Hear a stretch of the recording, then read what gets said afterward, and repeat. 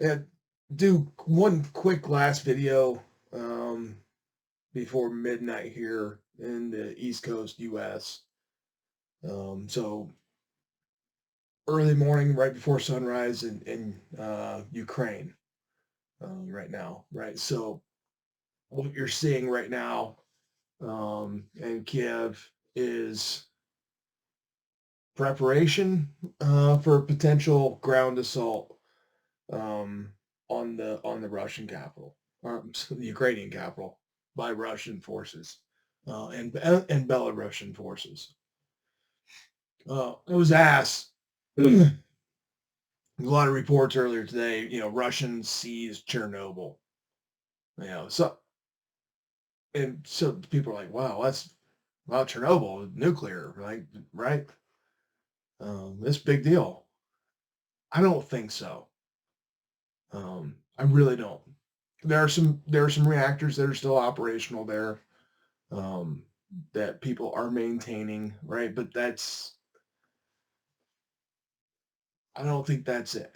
Um, what I think Chernobyl provides for Russia and Belarus is it's a pretty secure area, right? No one really lives there for obvious reasons. So I'm if I'm a military organization, right, and we templated Russian Corps, mechanized infantry, like three divisions of mechanized infantry in Belarus that would be attacking pretty much straight down um, towards the west end of the Ukrainian capital. Well, what Chernobyl provides is, right, so those divisions were right here. This is Belarus. They were in this area, right? Well, here's Chernobyl right here. So they were able to cross the river. Since no one lives in Chernobyl, and I'm pretty certain Ukraine doesn't really want to shoot indirect fires, cannon, artillery, close combat attack. They don't want to shoot any of that into Chernobyl, right? So it's a pretty secure area for Russian military forces to set up an assembly area, um, conduct, refuel, rearm, catch some Z's, eat some chow, um, pat themselves on the back because they're inside Ukraine before continuing to move south. Right, and what I talked about, what I think they're going to do is isolate. That force is going to isolate Kiev from the west. Um, if you look at this map, they really haven't gotten far. Right, there's still a lot of train to go. Um, 80 kilometers. So there's about 50-55 miles um, to go. So they still got a ways. But we may be seeing some preparatory fires right now. Um, but like I said, Chernobyl. Don't look at Chernobyl as nuclear. Look at Chernobyl as an exclusion zone that no one lives in. Um, that provides a large degree of security for Russian forces to just to log her down and refit for their follow-on mission, which is 80 kilometers south of there, right? So don't read into Chernobyl. I don't think it's nothing at all, right? It's nothing. Um, they're not going to go through whatever 32 tons of concrete that are covering the melted down reactor and pull anything out of it. That's not what they're there for, right? The Russian army is primarily conscripts. They have no idea what they're doing. They're pretty good equipment. They don't have great equipment. They don't have great training. They have okay training. But it's predominantly a conscript army. They wouldn't know what to do with a nuclear reactor. Um, so they're not going near reactors. They're going to continue south. Um, and the last thing before I close this out, I just want to comment on is, I think Russia made a really bad assumption this time yesterday, right? Well, before that, when Putin made the decision to launch, he assumed Russia would have air superiority in Ukraine. He may have assumed that they would gain air supremacy rather quickly. Um, yeah, some reports are probably inflated. Uh, but I don't have a feeling that Russia has air superiority. Ukraine has air superiority. Um, Ukraine's air defense, it is an integrated air defense network. And it's doing a pretty good job right now because it's still a network. So whatever Ukraine has done to harden and secure that integrated air defense system, and maintain the network, maintain the air picture, it's tremendous, tremendous job by Ukraine air defenders. Um, the air defense is really what provides the air picture, right? So even the Ukrainian Air Force is also doing a bang up job, right? By now, you've probably heard of the Ghost of Kiev. I I tend to believe it. I tend to believe that's real. Um, it's it's believable to me, especially given uh, what I've seen in the open source of the success and the capabilities of Ukraine's IADS.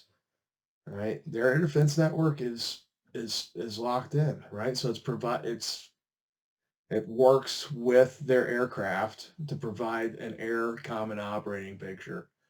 Um, and yeah, Ukraine has air superiority right now. Um, you've probably seen some videos that are coming across of open source of Ukraine's air defense system shooting down what's probably a missile. A lot of reports say it's a bomber. I think that's a missile.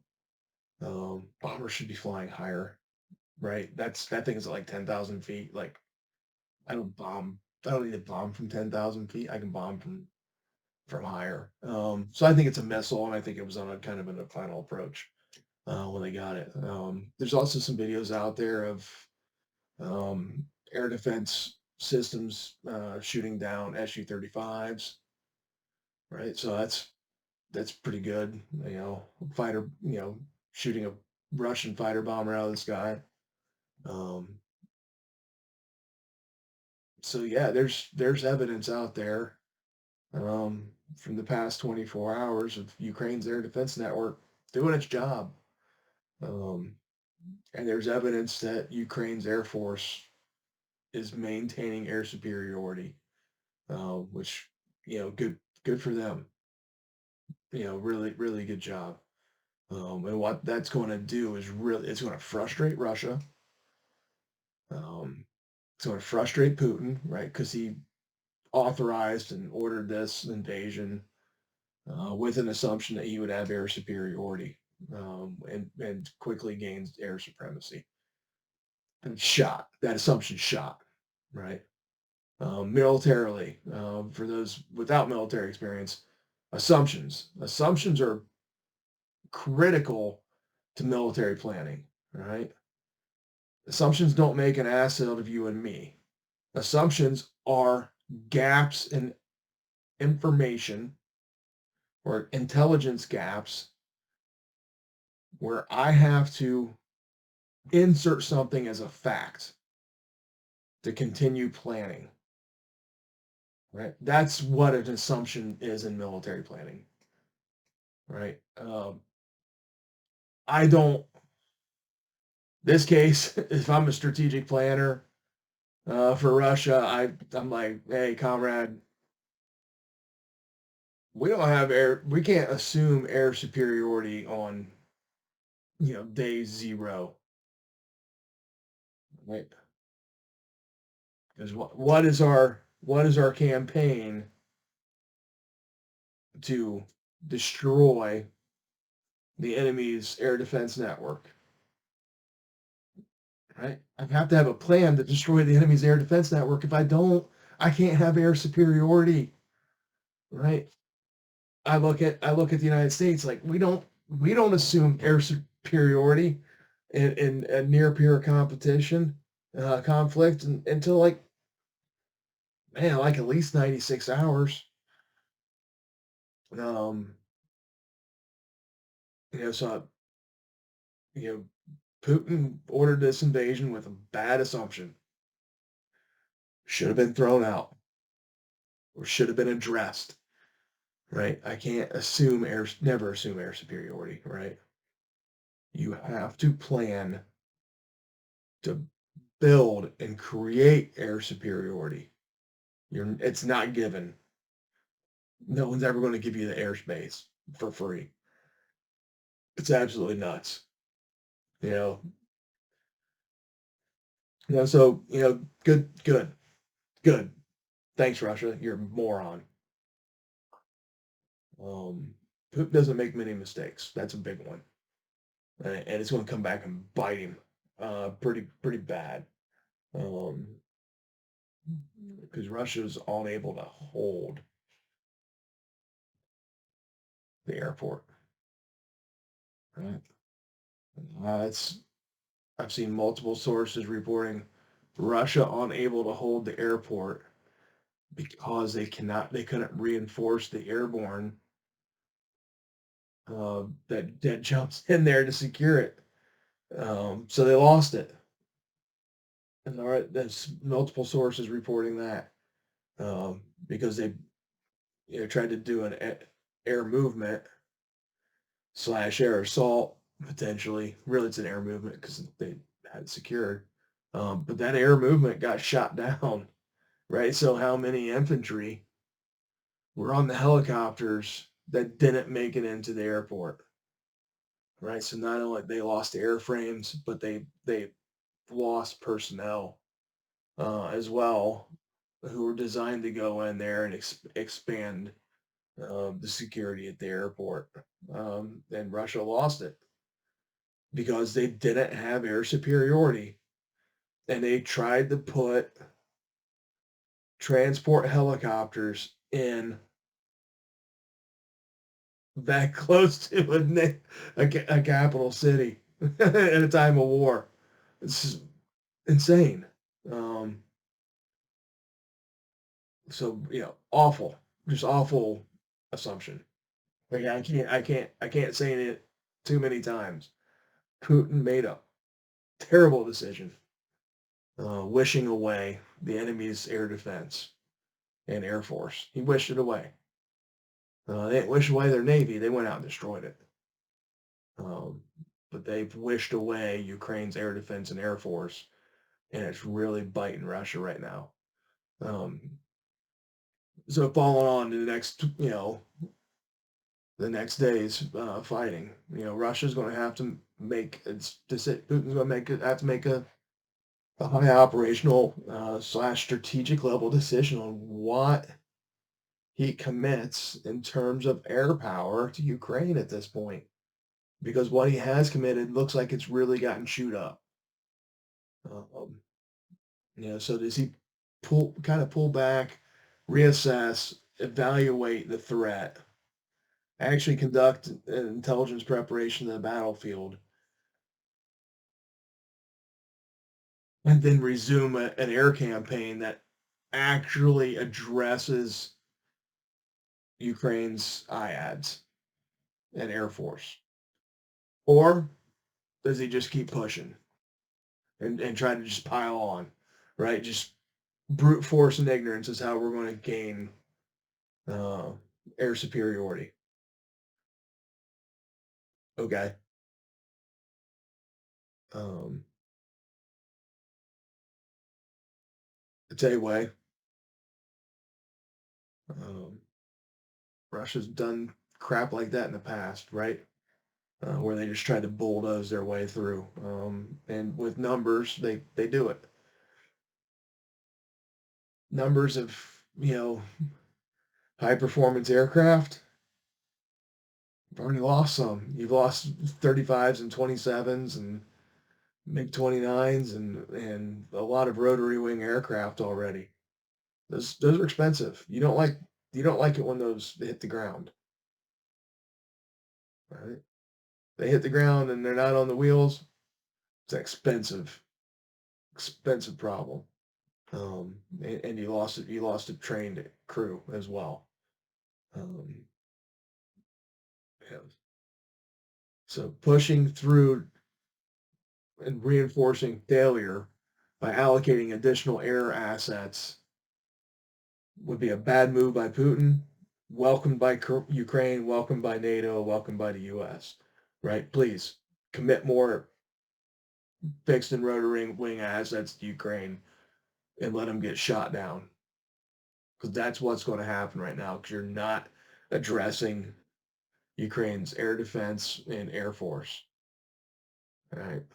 Russia's they're trying to go fast, and that's what we're seeing already here pre-dawn with their preparation in and around the capital with indirect fires, right, and their attempts to get um, close air support, some tactical bombing in and around the capital.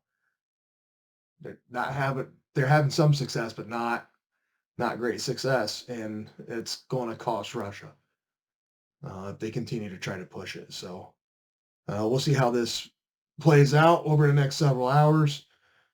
Just want to give that little update. Really talk about the air picture and primarily give my thoughts in Chernobyl. Chernobyl's nothing. I think that the name is a distraction from what they're actually doing. Right? They're getting gas and eating chow. Um, is what those armored infantry units are doing up there in Chernobyl. Right. So I have got some more coming in the morning. Um, Start to figure out how day two is going to play out. Right. I think that Russia's going to attempt to isolate the capital, like I've said all along, um, and try to remove the regime because that's the purpose stated by Putin himself. So, all right. See you in the morning.